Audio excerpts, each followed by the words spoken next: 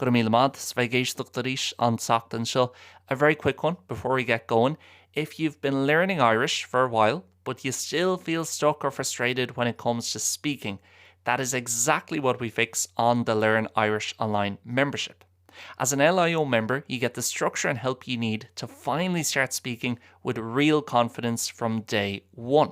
Because unlike other schools or apps, we teach you what you actually need to know for everyday use of the language. You can sign up for a free trial today. I guarantee within a week you'll feel clearer in speaking the language and how you can continue your progress moving forward. If not, you can cancel. You've lost nothing.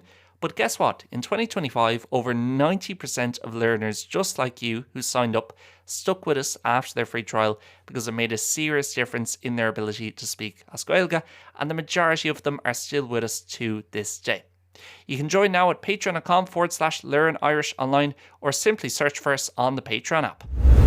Hi folks, fáilte nás chuig an show, fáilte chuig Gaeilge Weekly EAGRÁN céad is a carcha seacht an legan NÍOS SIMPLÍ.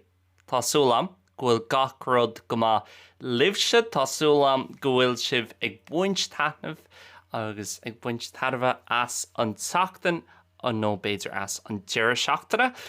Agus míle buchas as a bheith ag éisteacht arisha. Big thank you for listening again an teachtain seo this week. Agus an teachtain seo, bhí mé géirí labhairt beagnaín faoi turas atá ag teacht sús agam. Mar bhí mé ag labhairt faoi seo níos luatha sa bhliain earlier in the year, ach faoi dhearra finally tá sé curtha in áirithe agam. I've booked it agus tá mé lán sásta le rá an bhí se thugan I mí lúnasa ba méid dul chuig Newfoundland nó Talmhanéisc mar deirtear as Gaeilge agus gandát is é sin ceann sin hastrúchánaí is simúla as Gaeilge agus ceann sin hastrúchánaí maidir le lug annacha, one of the most interesting translations in terms of place names in the Irish language. Talmhanéisc, the land of the fish, otherwise known in English as Newfoundland or Newfoundland. Ceapamach de gná muintir na háite, the locals hall an sin dearan siad Newfoundland thuaile mé agus cínte go mbeidh mé ag cur fios mo chuid fuaimniú anam na háte. I'll be improving my pronunciation of the name of the place nuair atá misean sin ag an mísa mar tá méid dul tá méid tnú go mór leis agus níomháin Newfoundland dúirt mé, you know what, má tá méid an dul trasna an Atlantic agus dul go áit eile có fada sin ó éireann ba cheartm dul chuig áit eile I Canada agus mar dheallar sin ba méid dul go Toronto chomh maith. So an excited mar dearfa a golamar ní tasket maniorm ach tá excited mar a dearan siad hall an sin agus ba méid dul ceap mar an tríú logic go Newfoundland ó bhlá clia. Tá eitilt díreach, níl mór an eitiltí díreacha ag St. John's sin an príomhchathair, the capital city atá acu in Newfoundland, nó Talmhanéisc ba cheartm rá.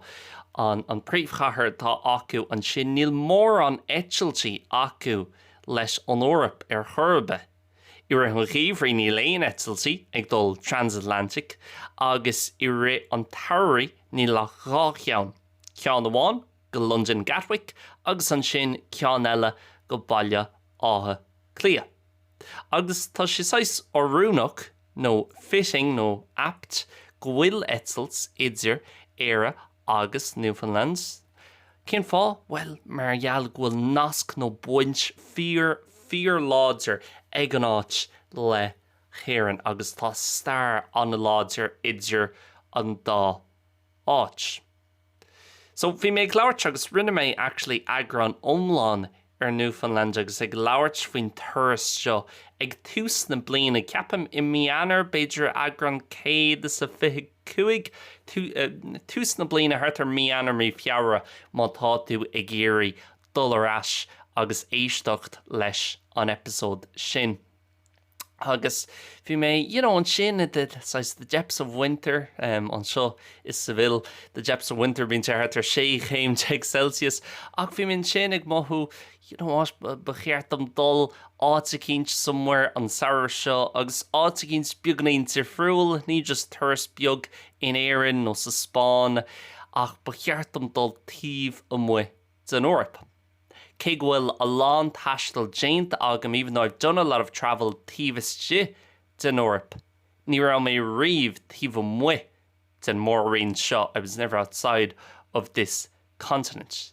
Agus bhí méid smaoine faoi átainna dhearfriúla ar nóí bína lán daoine ag dulg an Far East, nó Southeast Asia, Thailand agus Cambodia, Laos, Vietnam átainna cosúla sin, beidir go mbíonn daoine ag dul ag na Austrrála, daoine ag dul na leitheandaí seo beidir go America cheas agus ar nóí tá Spáinis agam, so bheith sé simil chun dul go America cheas ach dúirt mé tá mé géirí dul áit a cinint ina le réitir béarla mar an chéad cheanga. I want to go somewhere where English is the first language. Agus ní Jeremy sin is malacht I don't want to speak another language or I don't want to have to speak to people who don't speak great English. Jeremy sin malacht go bhfuil tú an ceangailt níos fearr a bheith agat agus go mbíonn mise ó bhfad níos muinine nuair atá agam go bhfuil béarla i gach duine. So an seo sa Spáin le raibh Spáinis gach lá tá mé fliirseach sa Spáinis nuair a théamhaigh na Hidála úsáidem an Hidális agus le raibh in Hidális le chuile chuine with everybody. Ach I gcónaí nuair a théam ar nó I gáitna cosúil leis an Ghearmáin nó an Ostar, nó an Fortune Gael mar hampla an chungrach le sa bhfuil an seo le raibh I Maryland mar sin an international language agus tá an tá dearg orín mar éannig we're very, very lucky as Irish people that we have English as the first language because otherwise if you're Spanish or you're Italian you go travelling chain tusa igtashil you're always speaking in your second language speaking in English so we're very lucky and we should remember that we never seem to mention it in Ireland tá dearg orín in éireann agus becheartún a bheith buíoch as sin agus ní le réitir rovinnic faoi sin in éireann. Ach, nuair théamhaigh na háiteanna sin agus bí me gúsáid béarla mar an international language ar nóí tá sé iontach ar chlí mar tá mé in an mo chéad cheanga a úsáid ach ag an am céine tá disconnect ní féidir le dulteach agus just córa a bheith agat le aon duine I gcónaí tá tú ag labhairt le daoine nach bhfuil ro chumpardach leis an méarla tá sé dachar chun fíor aithne a chur ar bhaintear na háite. It's tough to kind of really get to know the locals or even small stuff. I love because I'm traveling solo and I should say bechertam raw. If anybody is listening in Newfoundland, ma tá intin ag éisteacht I talamh an éisc nó I Toronto cumhma agus tá ein multi nó leidena agah nó bíonn si bhí éisteacht leis an bud craoladh go minic agus tá sibh I gcónaí an sin nó as na háiteanna sin sibh ach beidir tá sibh I gcónaí an áit ag an eilenis le a hell bí a deagháil faoi péród beidir recommendations multi maidir le talamh an éisc agus Toronto nó leidena difriúla nó whatever bí a deagháilm le a hell liam.learnirishonline @gmail.com or teachtarcht ar Instagram learnirishonline ar Instagram. So but margheallar sin dúirt mé bheith sínta chun dul go áitéigean le béarla mar an chéad cheanga agus moithim ó bhfad níos muinine nuair bhíam in áit ina bhfuil béarla acu mar an chéad cheanga agus is íomh le margheall go mbíonn mé ag déanamh solo travel sna tuair seo dullas teach a teachtormhan agus bheith caint leis an duine ag obair sin oh I'm here for a few days any recommendations or is this thing good this thing and they say oh actually my cousin works down there and say you know him or whatever agus piece le piece sin fear taistal dumps a real travel for me and it being a bit of an adventure gone more on plan agus gone more on size itinerary nóin rud mar sin is even an crackbhán le daoine tifriúla sa daoine ó bhfuil méid dúirt éis casúló agus is even le mé sin agus margheallar sin tá méid sin ama caite agam ag marchdal I mo ghearr cheanga do mo tríú cheanga an seo sa Spáin. Tá mé géirí a bheith seachtain nó go in áit ag an eile ina bhfuil mé an béarla úsáid le hagachar agus fíor cheangailt a chruthú le daoine difriúla. So ag tnú go mór le sin le talamhanéisc ba sean simúl chun aithne a chur stair na háte. It'll be very interesting to get to know the history of the place, mar an stair generálta atá arolalas agam.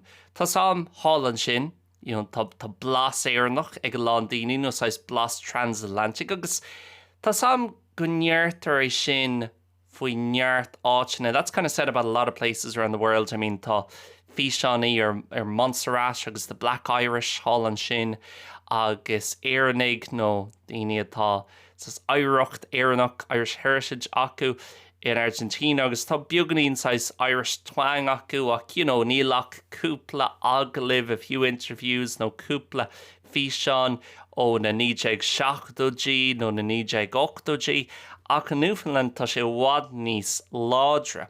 Fiú bhí mé ag labhairt agus tá mé ag labhairt chana féin le cúpla duine atá ina gcónaí hall i Talamhanéisc. Agus cheol siad cúpla voice messages nó audios chuigim agus bhí tú an é chlustal go láidir agus go háan solir very clearly na Irishisms agus just an general sais an blascan ráilta the general accent as chunas atá sé agus céicomh éarnach is atá sé agus céicomh difriúlas atá sé ó chuid mhór eile de Canada, the rest or another kind of, let's say the most of Canada, how different it is from that. So, ó híobh sinte tá sam, in terms of that, tá sam gur tháinig nó gneachaí a lán daoine ceapam a chuid smó acu ó dheisceart na tíre.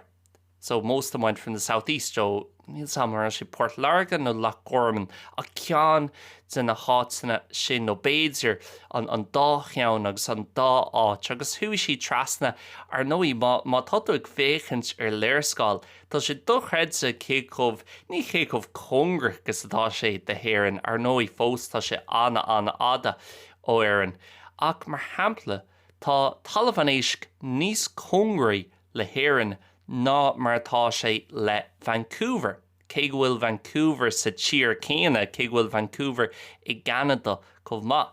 Agus fiú gaillimh, tá gaillimh níos congraí le Talamhanéisc ná mar tá sé le Donetsk an chathair sin in orthair na Ucráine. So even though that's in the same continent, cé go bhfuil sé sa mórín céine, Talamhanéisc tá sé níos congraí de gaillimh agus an áit gurbás mé héin. Fiú maidir leis an eitilt tá mé ag fágáil ó bhlá clia agus ag dul an tro sin trasna go America thuaí ar nóí bíonn sé níos fuide nó tógan an eitilt an beagganí níos fuide ach ag teacht a rais ceapam ó Talamhanéisc go blá clia níl seach ceithre óir san eitilt nó fiú beidir 3 órs chuig an nóid tá sé anna ghar má táid ag labhairt faoi eitilt transatlantic i gcompráid le bheith ag eitilt ó nuair Áireach nó Chicago nó fiú an taobh eile Los Angeles nó áitéigean i California so gan dát tá sé mar an transatlantic flight is gira atá ann agus a bhaith ann riomh idir bhlá clia agus St. John's an príomhchathair tá acu hálan sin i Talamhanéisc.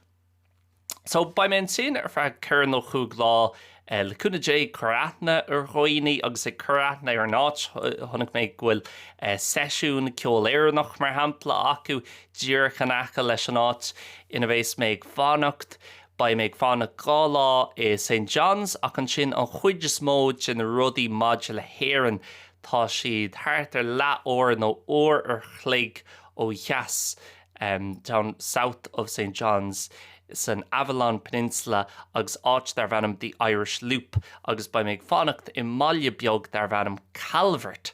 So hálan sin thul mé arís tá an blasánach ní bháin an blasach an cultúr agus an sense humor agus lán rudaí agus fíor bhaint acu le héireann agus fiú an tíorthreach go méid sé soch cosúil ach mar dúirt mé níl mór an arolalas am agus sin, chuid den fáil, part of the reason ó bhfuil mé ag dul chun níos mó rudaí a fháil amach agus níos mó rudaí a ólam faoin áit.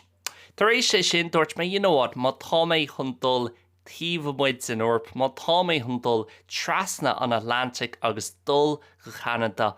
Is fiú é dul go háit eile chomh maith, bhí mé ag fécint ar na heitseiltí agus ní raibh sé róchostasach chun leanúint rá go Toronto ar feadh cúpla lá. So lean mé rá, or ba mé ag leanúint rá go Toronto agus ag cathú ceapam ceithre lá agus trí oíche hall an sin i Toronto i Canada agus níl arnóid an ceangailt céanna idir éire agus Toronto. Beidir cinnte bhfuil ceangailt éigean idir an dá áit ach ba sé simul chun beagnaín am a chathú an sin agus éis tíon mór an sim agam sna rudaí sais tuairisúirta a dhéanamh and all the big tourist sightseeing and stuff. Níl mór an sim am nuair haon méid háitina cosúla sin níos mó ná aon rud eile. Is matlam an sais gná héal a bheith agam agus mise hall an sin. So beidir sin airí ar maidin agus dul chuig an newsagents agus an pápar nuachtáin a ceannach dul isteach go café an pápar a léamh agus ceistechar ar chúpla duine. If you're from here, what do you recommend doing? As better a good place to eat, agus aithnar chur ar cúpla duine difriúil agus orintha just níos fearr ná dul go dtí an lór nó lór na cathraach nó dul chuig an áit cháúil seo orintha is fearlam just a bheith ag siúil timpeall na háite agus bheith wandering about for a while. No beidir an metro thógáil go áit randomach tíobhaiste den chathair. So tá sam gúil mar hampla gúil trórá na stáitínti a chungrach le Canada, tá sam gúil trórá nítrán ach tá Niagara Falls chungrach le Toronto chomh maith. Ach you know what, ní cheapam go mbeidh mé sais going this way and that way trying to do a lot of things ach just by me ag gur gná héal a bheith agam agus sais smuoin of all to get an idea constatá an gná héal i Toronto. So ríis má tá aine hall an sin.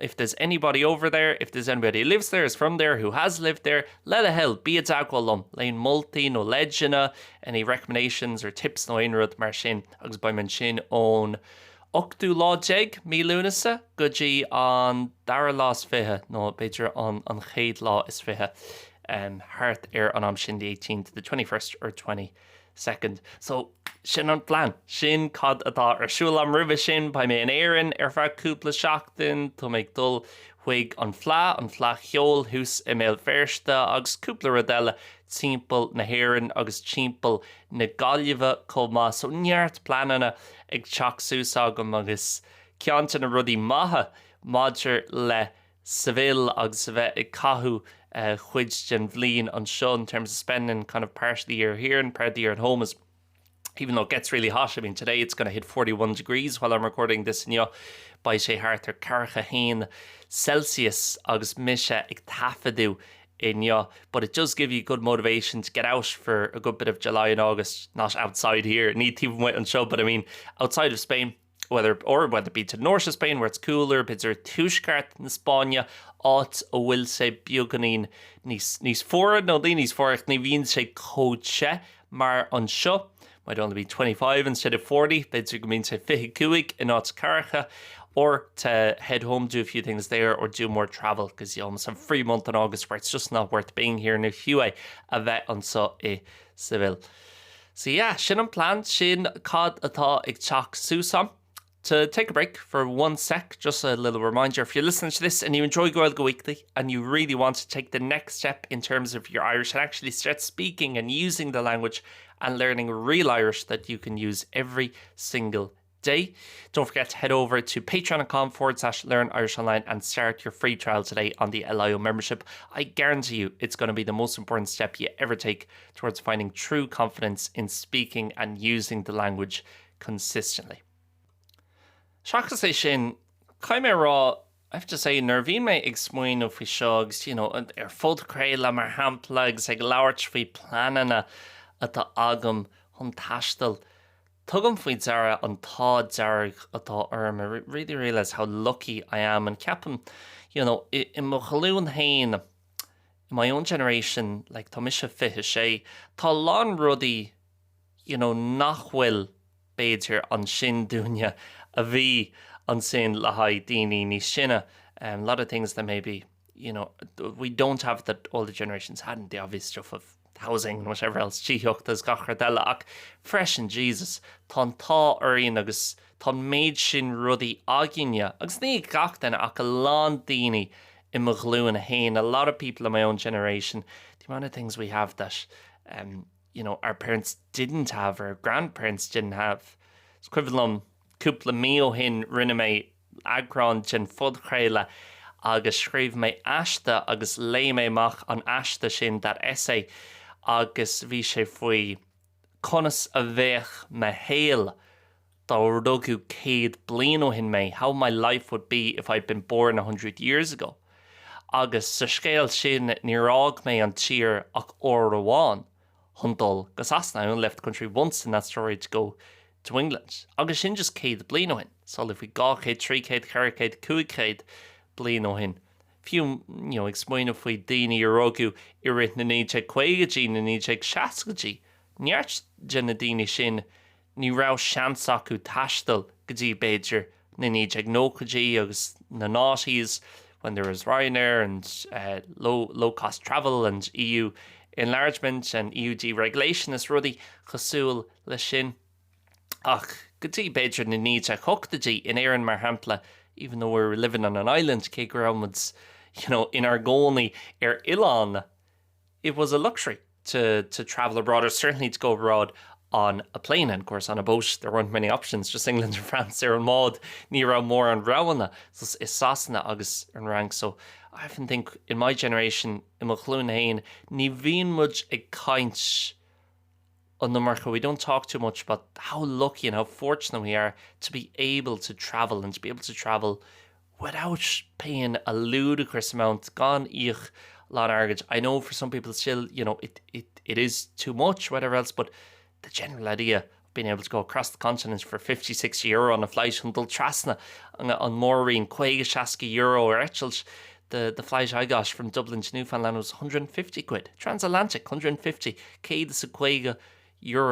Agus just on chance sin on down a ecal, and I'd love to hear some statistics. What percentage of all humans who've lived have been able to travel to another country? As gach duine a bhí beo riomh ar an down, cévid daoine nó cén fungéid, what percentage the daoine around an dul haar lar ag taistal, not, immigrating or leaving for work, ní ag fágáil agus ag fágáil hunóper all, but traveling for leisure, for what's the purposes of your travel to the United States, sir? For leisure, for tourism, mar a dtír there. It can't be that many, and so many, and such a big percentage of fungéid cobh mór sin atá le 50 nó 30 bliain anús. So nar bhí me ag labhairt faoin na rudí seo really churn sé I gcuimhne dom an tá dearg atá ormsa agus an tá dearg atá ar an méid sin daoine in mo chluain hain, go bhfuil sé comhéasca le taistil agus go bhfuil an méid sin deisne le taistil. Fiú mise tá mé is sabil an tachtan seo, agus bhí mé ag labhairt le héireanach an seo tá níos sinne ná mé hain beidir go bhfuil sé thart ar 50 bliain díos, but 50 years old. Bhí mé ag labhairt faoi an lá hana. We're at the Irish bar watching the Dublin Galway game, which we won't speak about. Bhí mé ag féchan sér an glutha idir Gailge agus Blach Lia, which was very disappointing. Bhí tíma an war ormsa madra le sin, ach sin an saoil, sin an sport. Ach dúirt sé lom nar bhog sesin an seo go sa bhil. Ní rá ach etchelt amháin ag dul go dtí an rích daintia in aine seachtainna, agus ní rá aon etcheltí ag dul go héireann.